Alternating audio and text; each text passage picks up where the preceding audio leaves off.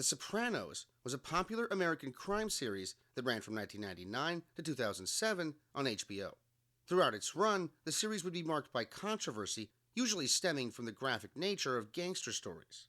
The honesty with which the show depicts people who are essentially utter scum was something that even noted crime film director Martin Scorsese would object to.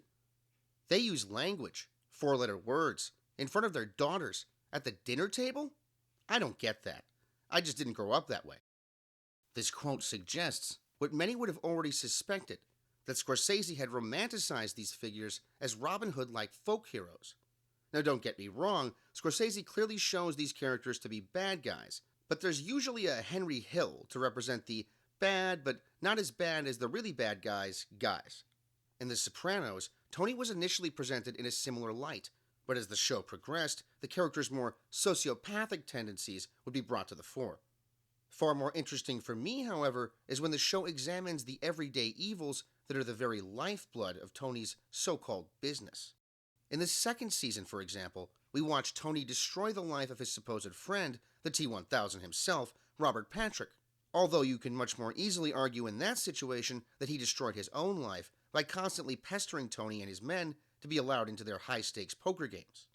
There is one episode, though, that strips away such rationalizations, and it is also, in my opinion, the best episode of the series. University, with a teleplay by Terence Winter and Salvatore J. Stabile, and a story by David Chase, Terence Winter, Todd A. Kessler, Robin Green, and Mitchell Burgess. Famously, this episode juxtaposes the life of Tony's daughter Meadow with that of Tracy, a dancer who works at Tony Soprano's one supposedly legitimate establishment, the Bada Bing. Series regular Michael Imperioli, who plays Christopher, interpreted this episode as a critique of capitalism, and this view is supported by the inclusion of a copy of Thorsten Veblen's Theory of the Leisure Class in the next episode. And on a totally unrelated note, I'd like to take this opportunity to plug my Patreon. Because this is what it's all about, right? Motherfucking sucking money. But as Imperioli also notes, the episode primarily deals with the exploitation of women by men. And of particular interest to me was series creator David Chase's comments on the audio commentary for the DVD release of Season 4 episode Whitecaps. That, broadly speaking, the first season is about Tony as son, the second season is about Tony as sibling, and the third season is about Tony as father. I'm not going to go over every single part of this episode, only the parts I find interesting, but that is most of it. We begin the episode with Tracy's typical point of view, namely the lights that shine down on the dancers while they perform. This specific stage direction is not in the script I found, and appears to have been an addition by director Alan Coulter. Tony, Silvio, and Georgie are discussing the Italian inclination towards nicknames, when Tracy approaches like a frightened deer. When Tracy speaks, she covers her mouth, insecure about her slightly crooked teeth. Tracy gives Tony some date nut bread she baked for him as a thank you for suggesting that she take her son to the hospital when he was sick. Not something you generally need someone to tell you to do. Tony likely told her this out of nothing more than common politeness, and since we didn't see him do it, we don't even know if it was genuine. For Tracy, however, this common-sense suggestion has been interpreted as fatherly concern, something she's likely seen very little of in her short life. Tony, however, immediately reasserts the employer-employee relationship, essentially telling her that her behavior is inappropriate. This may be because, as Tony notes, Tracy has been seeing Ralphie Cifaretto, one of Tony's capos, and he wishes to avoid the appearance of an affair. It may also be that Tracy makes Tony uncomfortable because her innocent demeanor reminds him of his own daughter. Tony's comment that he already has a family seems particularly noteworthy. She doesn't need to be his family to give him gifts, and yet, like much of his dialogue with his psychiatrist, Dr. Melfi, Tony's words may reveal more here than he even notices. In the next scene, Tony is having dinner with his family as Ralphie Cifaretto and Tony's son AJ talk about how cool Ridley Scott's Gladiator is, fondly recalling scenes of gory violence. Carmela's mom, Mary, asks her why she lets AJ watch this garbage, offering Aaron Brockovich as a much more suitable choice of entertainment. Mary can easily be read as representing certain viewers or critics of The Sopranos who hated the violent aspects of the show. Later, we cut to Meadow in her dorm room at Princeton University, sharing a romantic moment with her boyfriend Noah. The moment is interrupted by her roommate, Caitlyn. Caitlyn is suffering from depression, which has been worsened by her watching a screening of Todd Browning's Freaks. Caitlyn asks why other people's pain is a source of amusement, in another meta comment on not just the show, but the episode itself. Once again, a character is complaining about a work of art being too disturbing. But while Mary is offended by Gladiator's graphic violence, Caitlyn is disturbed by Freaks because it depicts real people with real deformities. Just as those who might criticize this episode for its graphic nature are actually offended by something that happens in the real world all the time. Back in Noah's room, Noah says that they should try to be patient with Caitlyn, but he was the first to leave the room when she arrived, so it seems doubtful to me he actually feels that way. When Meadow tells Noah he's sweet and that most guys wouldn't care, he says he's not most guys. The script actually notes that he shrugs modestly, in quotes. The two then make love tenderly for what appears to be Meadow's first time. Afterwards, Meadow returns to the Soprano home in a much more upbeat mood than prior in the season, something which Carmela notices. Meadow tells Carmela that there's going to be a live-action film adaptation of the children's book series Eloise, which Meadow was a fan of when she was a little girl. When Tony shows up, he gets a cold reception from Meadow, who's still upset at Tony for his blatant racism from a previous episode. Tony tries to connect with his daughter, but she rejects him. This directly parallels Tracy's attempts at reaching out to Tony, which he also rejects. We then cut to the Bada Bing, where a private party is going on in the VIP room. The script tells us that this is a shape-up night, a weekly event in which all crew members put in an appearance, kick tributes upstairs, eat, drink, etc. We see Georgie, a character who is frequently depicted as being a little slower and therefore possibly more innocent than the other gangsters, shaking down dancers for sexual favors in order to get into the VIP room. Once again, Tracy reaches out to Tony, who doesn't even look at her as he adjourns to the maintenance room with another dancer. Ralphie arrives, and Tracy tries to kiss him, which he rejects, demeaning her. After Ralphie takes Georgie to the ER because he hit him in the eye with a chain while quoting Gladiator, Tracy again tries to talk to Tony, but he again turns her away. When Meadow returns to her dorm room, Caitlyn is angry, saying that she was worried, referencing the Lindbergh baby kidnapping, again bringing to mind parents and children. When Meadow says she's going to Noah's, Caitlyn complains that at least Meadow has a boyfriend. Later, in Noah's room, Meadow and Noah talk about ways to cheer Caitlyn up, and Noah says he knows what would cheer Meadow up, before they start making out. Later, at the Bing, Tracy once again approaches Tony, this time with a wide smile and an overtly childlike demeanor, as she shows off her new braces. Now, people of all ages can get braces, but as a cultural signifier, it's often associated with youth. Tony, who's losing patience with Tracy, rejects her more rudely this time, and she pouts. Silvio says that he lent Tracy $3,000 for her braces, but that usually girls borrow money from him for breast implants, again singling out Tracy as childlike. Skipping ahead, we later see Tracy in a back room being abused by Ralphie and a police officer, making it clear that Tracy is thought of as an object by men from all walks of life, and denying the audience the comfort of knowing that this is strictly an organized crime problem.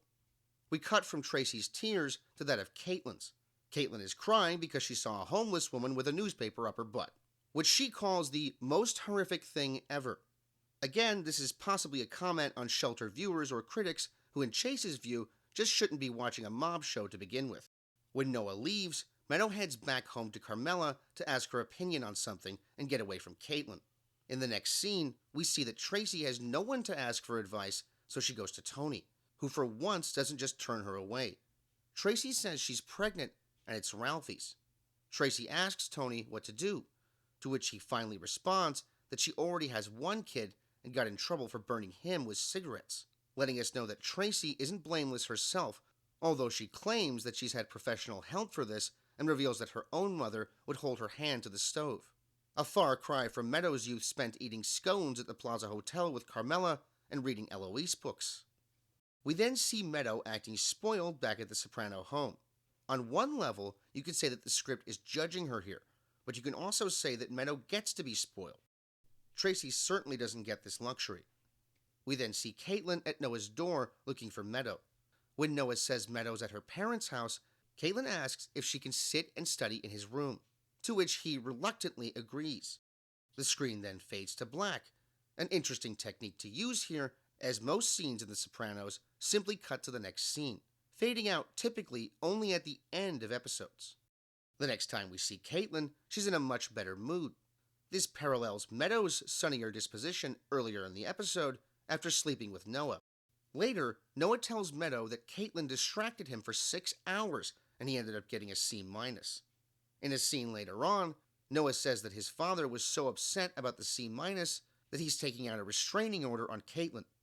It's at this point that I have to ask, did Caitlyn really distract Noah with talk for 6 hours?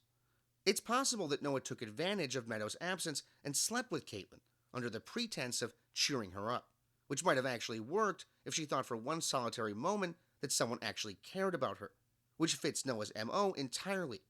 Of course, this interpretation is not necessary, as one can also view this plotline as simply revealing that Noah's earlier claims of concern for Caitlyn were nothing but an act. Before that, though, Silvio shows up at the Bing and is told that Tracy has not been at work for 3 days, so he hurries over to Ralphie's apartment where Tracy and Ralphie are watching Spartacus. Silvio, a character the audience may have viewed as humorous up to this point in the series, then pulls Tracy out of the apartment, slaps her, and threatens her as Ralphie watches, laughing. The way the shot is framed, Ralphie watches through the window resembling a television screen. Sadism is Ralphie's entertainment, not just violent movies. This act of betrayal in allowing Silvio to take Tracy away may have been the final straw for Tracy, as, after this, we see her insulting Ralphie in front of his so-called friends. It's interesting that Ralphie is offended by this, even though he did the exact same thing to her earlier in the episode. When Tracy goes outside to smoke a cigarette, Ralphie follows and asks her why she's being like this.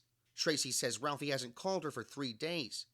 Ralphie, in perhaps his cruelest act in the entire show, promises Tracy a life with him and their baby in a little house in a cul-de-sac. He then viciously tears all that away from Tracy, mocking her for thinking that he would marry a prostitute. When Tracy snaps, angrily swinging at Ralphie and only slightly hitting him, he explodes into a rage and brutally beats Tracy to death. Tony, taken aback by seeing Tracy's dead body, gives Ralphie a beating, but is dragged away by Furio and Silvio. While Meadow and Noah are studying at the school library, Noah breaks up with Meadow, citing her continued negativity.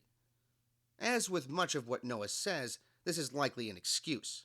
Although he is what might be described as a softer or more educated man, Noah uses and exploits women just like the gangster characters. And now that he's gotten just about all he can get from Meadow, and possibly Caitlyn, he's bored and wants to move on. Later, Tony attends a couples therapy session with Carmela and Dr. Melfi, and seems distant. After some prodding by Dr. Melfi, Tony reveals that a young man who worked for Tony passed away. Tony obviously doesn't say that a woman died because he knows what a big deal that would be to Carmela and Dr. Melfi, and he might be asked to provide more details. Meadow is once again in a mood, and the episode ends as the dancers at the Bing speculate on what happened to Tracy while literally taking her place on stage, as Georgie explains his deal to another girl.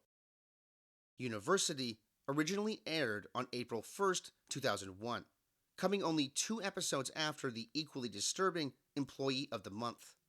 When asked about the violence in this episode, series creator David Chase directly confirmed that he was essentially pushing the audience to see how far they would follow the main characters of the show. Matt Zoller cites, "So you were trying to answer the question, what do we have to do to make you people not like these guys?" David Chase, "Yeah, to make you see what this show is about. It's about people who've made a deal with the devil, starting with the head guy. It's about evil. I was surprised by how hard it was to get people to see that." In the same discussion, an excerpt from the book The Sopranos Sessions, Chase confirms that the character of Lorraine Colezzo from the 5th season of the show was visually based off of columnist Linda Stassi, who had previously complained about the show not being violent enough. This confirms that the show would sometimes comment on its own critical reception. Indeed, somewhat prophetically, the character of Mary would end up sounding not dissimilar to critics such as the Star-Ledger's Fran Wood, whose article would start with, "I can't begin to tell you what I saw on television Sunday night. I can't tell you because newspapers still observe some limits on precisely how graphically they convey adult material.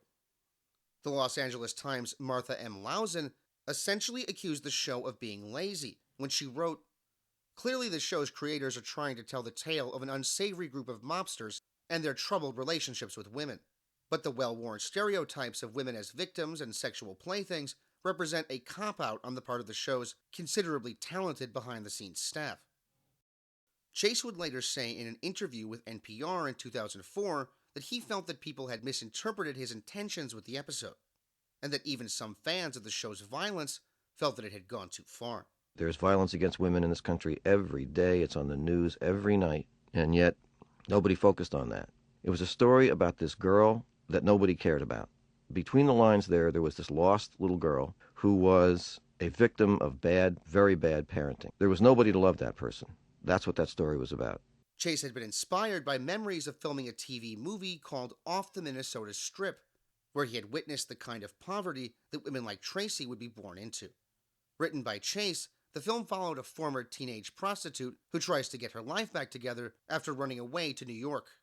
Off the Minnesota Strip contains themes that Chase would explore further in The Sopranos. Chase would also say, "I think he, Tony, was aware on some level that he had one kind of daughter, and then there were lots of other daughters running around this country. Strippers, prostitutes, the women that he preys on." Actress Ariel Kiley, who played Tracy, has said that a large number of viewers canceled their HBO subscriptions after the episode aired, a testament to the power of her performance. Kiley was only 19 years old at the time of filming, a year younger than the character of Tracy, and this would be her first acting job. University would be nominated for a Primetime Emmy Award for Outstanding Directing for a Drama Series. The episode is almost always listed in discussions of the show's portrayal of violence and its attitudes towards women. And in my view, it's the best episode of The Sopranos, because it makes it clear what this show is really about, or who. I've also always liked the self-contained aspect of Tracy's story, which allows the viewer to focus on her life and death. Luckily, unlike her character, Ariel Kiley would retire from show business, quitting acting only a couple of years after the episode was filmed, and would become a published author and yoga therapist. Lastly, as Chase himself pointed out, women like Tracy are everywhere. I'd like to ask that you consider making a contribution to Futures Without Violence. Futures Without Violence, previously known as Family Violence Prevention Fund, develops programs, policies, and campaigns geared toward individuals and organizations working to end violence against women and children around the world. I'll provide a link to their donation page in the description. University can be found on both DVD and Blu-ray sets of The Sopranos Season 3, and is streaming on Max. Off the Minnesota Strip has never been released on home video or streaming, but as of this recording, can be found on YouTube. Thank you to Fit with the S for becoming my very first park agent. Fit with the S, you rock, and I promise to actually make some channel member exclusive stuff soon, because I've been super lazy about that.